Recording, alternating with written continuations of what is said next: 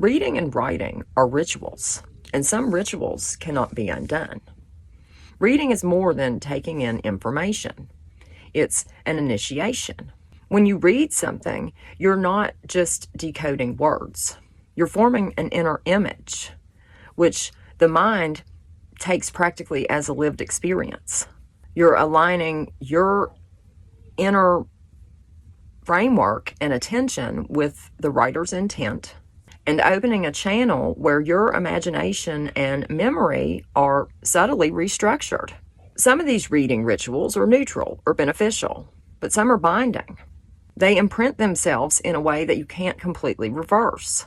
Once a symbol, phrase, or worldview takes root in your mental architecture, you can shift your perspective on it, but you can't erase the fact that you've seen it, felt it, and let it into your mental space. That's why ancient systems, mystery schools, and even religious programs are careful with certain texts. Reading certain passages was considered a rite of passage, not just education.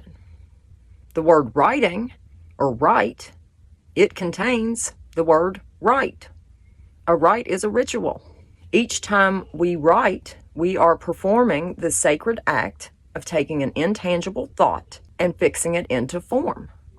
We participate in a system of symbols that predates us and shapes the way that we think and view reality. Writing creates something that can influence others long after you're gone. There was an ancient philosopher, it might have been Socrates, that didn't like to write things down because he said the tone and intention can't be conveyed. And so much of the meaning is lost when you're just reading the words on the page. And he's not wrong. That's why writing cannot always be undone. Once the symbols are released, they echo, copy themselves, and plant themselves into other minds. It's the same reason that old magical traditions treated reading and writing as dangerous if done carelessly. The act binds energy to form. Why they're rituals? Ritual requires intention.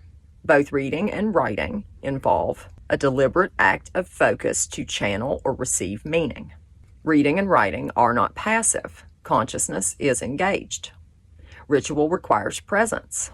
The participant's state of mind is part of the effectiveness. Ritual uses symbols. Symbol manipulation is a core part of all ritual magic and ceremonial work. Ritual creates a bridge between worlds.